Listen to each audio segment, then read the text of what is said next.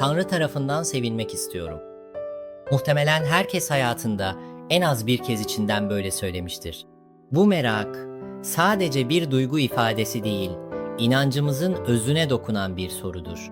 Ve aslında birçok insanın hayatı boyunca içinde taşıdığı bir sorudur bu.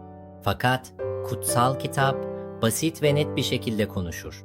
Tanrı'nın sevgisini kazanmak için herhangi bir şart yoktur. Çünkü biz zaten sevilmekteyiz. Tanrı bizi iyi olduğumuzda seven biri değil, günahkarken, zayıfken, hatta ondan kaçarken bile önce seven kişidir. Bu yüzden sorumuzu değiştirmeliyiz. Nasıl sevilirim değil, bana zaten verilmiş olan sevgiyle nasıl yaşayacağım? Bizim rolümüz sevilebileceğimizi kanıtlamak değil, o sevgiye inanıp o şekilde yaşamaktır.